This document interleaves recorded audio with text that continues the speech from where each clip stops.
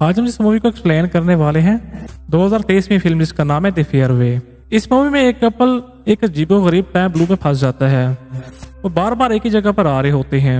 उनके साथ क्या हो रहा है मुझे समझ नहीं पाते। क्या वो कभी इस लूप से निकल पाएंगे? मूवी शुरू होती है हम सैरा और माइकल को देखते हैं जो एक डेजर्ट एरिया रोड 66 से होकर गुजर रहे होते हैं जहाँ पर दूर दूर तक कोई नहीं होता है। सैरा और माइकल एक दूसरे से बहुत ही प्यार करते हैं और ये दोनों जल्दी शादी करने वाले हैं। अब ये दोनों सैरा के डैड के पास जा रहे होते हैं जो काफी बूढ़े हो चुके हैं। थोड़ा दूर जाने के बाद वो पाते हैं कि उनकी कार किसी चीज से टकरा गई है और सरप्राइजिंगली ना ही उनकी कार को कोई डैमेज हुआ है और ना ही कोई रोड पे होता है। तो दोनों सोच रहे होते हैं आखिरकार उनकी कार किस चीज से टकराई है।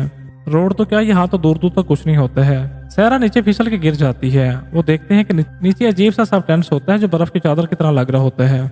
इतने गर्म मौसम में बर्फ कहाँ से आएगी? अब ये दोनों ज्यादा ध्यान नहीं देते हैं और कार में बैठकर अपने सफर को कंटिन्यू रखते हैं। अब अचानक से एक ब्लैक कार उनका पीछा करने लगती है। माइकल उन्हें आगे जाने का रास्ता देता है लेकिन वो पीछे ही रहती है। अब माइकल अपनी कार की स्पीड को ज्यादा करता है ताकि उनका पीछे इस ब्लैक रंग की कार से छूट जाए जो कि जानबूझकर उन्हें परेशान कर रहा होता है। तभी उन्हें रोड के किनारे एक पुराना डेजर्ट दिखाई देता है। इसके आसपास कुछ भी नहीं होता है। माइकल अपनी कार को वहीं जल्दी से रोक लेता है और ब्लैक कार आगे निकल जाती है। अब सैरा माइकल की इस ड्राइविंग से नाखुश होती है। वो बोलती है तुम्हारी इस ड्राइविंग की वजह से हम किसी दिन बड़े एक्सीडेंट में पड़ जाएंगे। अब सैरा देखती है कि उनके फोन में कोई नेटवर्क नहीं होता है और इस रेगिस्तान में दूर दूर तो कोई नहीं होता है। जब वो रेस्टोरेंट के अंदर जाते हैं तो वो देखते हैं कि इस रेस्टोरेंट में एक बूढ़ा कपल बैठा होता है जो कि काफी अजीब सा बिहेव कर रहे होते हैं। वो दोनों उन पर ज्यादा ध्यान नहीं देते और अपने टेबल पर बैठ जाते हैं। यहाँ माइकल सारा से बोलते हैं वो अभी शादी के लिए रेडी नहीं है, उन्हें अभी थोड़ा और वक्त अपने रिश्ते को देना चाहिए। सैरा बोलती है वो प्रेग्नेंट है और उसके बच्चे की माँ बनने वाली है। वो कब तक अपनी जिम्मेदारियों से भागता फिरेगा?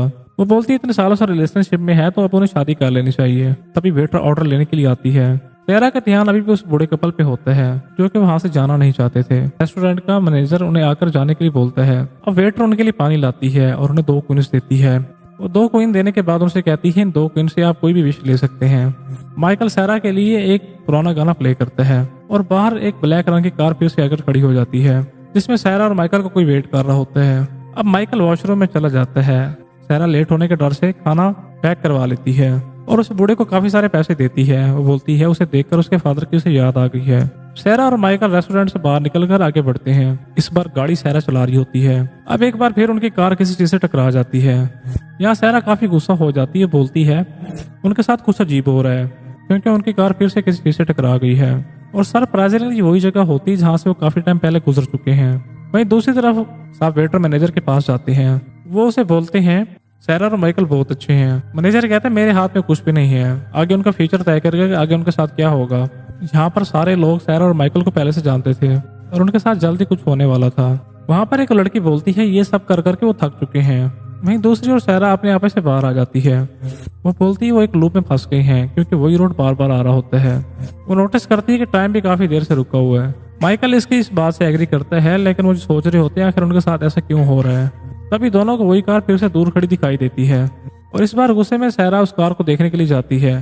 सैरा जब कार के पास जाती है वो देखकर चौंक जाती है और वापस कार में आकर बैठती है और उसे ड्राइव करने लगती है। अब वही ब्लैक कार फिर से उसका पीछा करने लगती है। माइकल उसे लगातार पूछे जा रहा होता है कि आखिर उसने दूसरी कार में क्या देखा है। सैरा सिर्फ डर के मारे लगातार रोए जा रही होती है। वो कार उन्हें पकड़ने वाली होती है। उन दोनों को फिर से वही पहले सामने वाला रेस्टोरेंट दिखाई देता है जिसमें पहले आ चुके थे। सैरा फिर से उस कार को वहीं पर ले जाती है।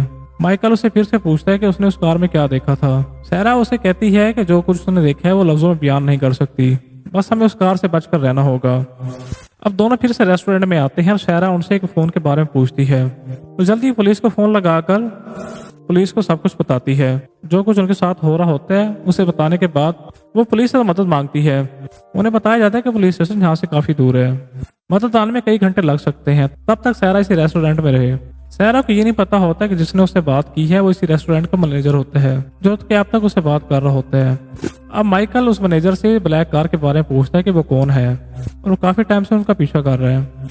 वो मैनेजर हड़बड़ाया हुआ होता है। वो बार बार एक ही सवाल पूछ रहा होता है कि आखिर उनके साथ क्या हो रहा है और इस रेस्टोरेंट पर बार बार क्यों आ रहे हैं। मैनेजर उसे कहता है कि शायद उन्होंने पहले कोई गलत टर्न लिया होगा जिसकी वजह से फिर से यहाँ पर आ गए हैं क्योंकि इस एरिया में रोड काफी गोल गोल घूमते हैं। मैनेजर बोलते हैं उन्हें थोड़ा सा रेस्ट कर लेना चाहिए। सैरा आकर बोलती है उसने पुलिस स्टेशन में कंप्लेन की है, पुलिस वालों ने उसे यहीं पर रुकने के लिए बोला है। मैनेजर कहता है ये तो और अच्छी बात है, मैनेजर बोलते हैं उनके पास अच्छे अच्छे रूम्स हैं जहाँ पर वो रेस्ट कर सकते हैं। यहाँ पे ये लग रहा होता है कि मैनेजर जानबूझकर उन्हें यहाँ पे रुकवाना चाहता है, क्योंकि फोन पर पुलिस बनकर उसने उनसे बात की थी। अब दोनों वेटर से कुछ ड्रिंक मांगने लगते हैं और बोलती है यहाँ सभी के लिए सिर्फ 2 ड्रिंक्स अलाउ हैं, जो कि आप पिछली बार एक दफ़ा पी चुके हैं।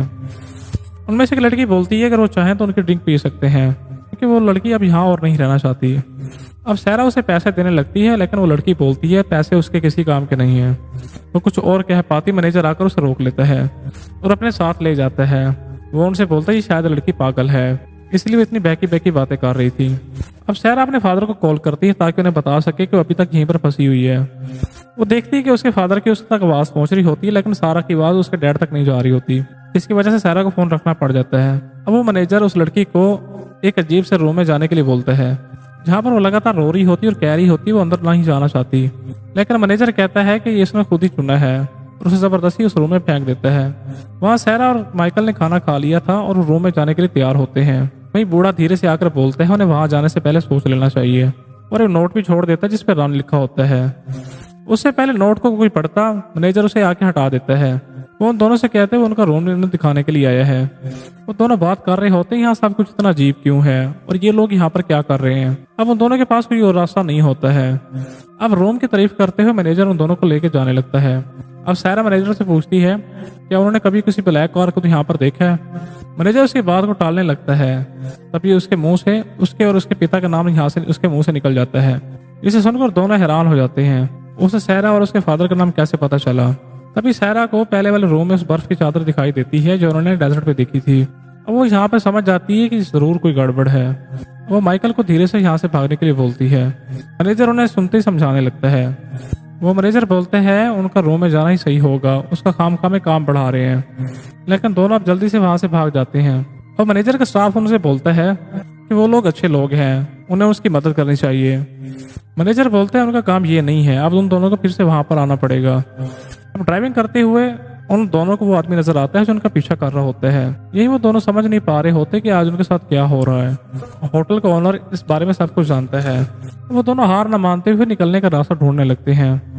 अब उनकी कार फिर से किसी चीज से टकरा जाती है। वो इस बार कार को नहीं रोकते हैं। इस बार वो देखते हैं कि वो ब्लैक कार उनका पीछा कर रही है। इस बार वो फैसला करते हैं वो सब चीजों को अलग से करेंगे। अगर वो किसी टाइम लूप में होंगे तो वहां से निकल जाएंगे। अब वो ब्लैक कार उनके पास आ चुकी होती है। अब माइकल उस कार को उल्टी दिशा में चलाने लगता है और वो रास्ता कभी खत्म ही नहीं होता। अब वो दोनों थक हार कर रोड छोड़कर डेजर्ट के बीच में जाने की कोशिश करते हैं। डेजर्ट में जाने का फैसला करते हैं। काफी दूर जाने के बाद उन्हें कार पलटी हुई दिखाई देती है। वो लोग देखते हैं कि ये उन्हीं की कार है और इसका बहुत बुरी तरह से एक्सीडेंट हुआ है। और ये सब हुआ कब? अब वो दोनों कार के अंदर देखने लगते हैं। जो इन्हें कार के अंदर दिखाई देते हैं उनके देख के होश उड़ जाते हैं और दोनों वहां से भागने लगते हैं। कुछ ही दूर उनको अपनी कार सही सलामत मिलती है और दोनों ड्राइव करने लगते हैं। उन्हें पहले की तरह फिर से वही रेस्टोरेंट दिखाई देता है। वो तीसरी बार उसी रेस्टोरेंट पे आते हैं और सारा आखिरकार मैनेजर से पूछती है कि उनसे साथ ये क्या हो रहा है। और यहाँ से मैनेजर उसे सब कुछ बताना शुरू करता है और अब तक की कहानी के सारे ट्विस्ट करना शुरू हो जाते हैं। मैनेजर उसे बताता है ये जगह नॉर्मल नहीं है। मैनेजर उसे बताता है ये दुनिया दो दुनियाओं के बीच की जगह है। यहाँ पर हर किसी को मरने के बाद गुजरना पड़ता है, क्योंकि अभी तक सारा और माइकल दोनों जिंदगी और मौत की जंग लड़ रहे हैं, क्योंकि उन दोनों का इसी रास्ते में एक्सीडेंट हुआ है। अभी तक ये तय नहीं हुआ है वो दोनों बच भी पाएंगे या नहीं। वो जिस रूम में उसको भेज रहा था वो एक पोर्टल है जिसमें लोग मरने के बाद जाते हैं, जिसमें वो जल्दी से उनको वहां भेजना चाहता था। इसी वजह से कहानी की शुरुआत में हर बार उनकी गाड़ी एक ही जगह पे टकरा जाती है। दरअसल रियल में उन दोनों के यहीं पर एक्सीडेंट हुआ था। जब वो दोनों पैदल चल रहे होते हैं तो उन्होंने खुद की ही बॉडीज यहाँ पर देखी थी। इसी वजह से वो डर कर भाग गए थे। और इस कहानी के शुरू से हिंट भी दिया गया था जब सारा ने कहा था कि वो काफी हरास ड्राइविंग करता है, ये किसी दिन उनके लिए खतरनाक होगा। दरअसल सारा का कॉन्शियस माइंड उसे बता चुका था कि माइकल की हरास ड्राइविंग से उनका एक्सीडेंट हो चुका है और इसी वजह से बूढ़ा कपल वियर्ड बिहेव इसलिए कर रहा था क्योंकि वो भी जिंदगी और मौत के बीच में फंसे हुए थे और उन्हें भी यहीं पे गुजरना पड़ा था। और ऐसा सब कुछ उस अजीब सी लड़की के साथ भी हो रहा था। इसलिए मैनेजर ने जानबूझकर उस लड़की को रूम में भेजा था ताकि वो रियल वर्ल्ड में मर सके, और ऐसे ही करना उस मैनेजर और स्टाफ का काम था। इसलिए वो सैरा और माइकल को जल्दी से रूम में भेजना चाहता था ताकि उसका काम पूरा हो सके। ब्लैक कार में उनका पीछा खुद मौत कर रही होती है जिससे बचकर अभी तक भाग रहे थे। उसके बाद मैनेजर उनसे बोलता है अगर उनके पास जीने की कोई खास वजह ना हो तो उस रूम में जा सकते हैं। और वो रोमो को आफ्टर लाइफ में ले जाएगा। और सारा बोलती है प्रेग्नेंट है और अपने बेबी को बड़ा होते हुए देखना चाहती है। वो समझ चुकी होती सारा और माइकल इस लूप से नहीं निकल सकते, उनमें से किसी एक को यहीं पर रहना होगा। और माइकल के पास जीने की कोई वजह भी नहीं होती है, वो तो हमेशा अपनी जिम्मेदारी से भागता रहा है, इसलिए उसने अभी तक उसे शादी नहीं की थी। और भागकर माइकल को किस करती है। माइकल उसे कहता था बेबी के लिए जीना होगा और माइकल का साथ यहीं तक होता है। दिखाया जाता है जब इनकी बॉडीज पड़ी होती है तो सारा की आंखें खुल जाती हैं। माइकल दुनिया छोड़ चुका होता है और इसी के साथ मूवी यहीं पर खत्म हो जाती है।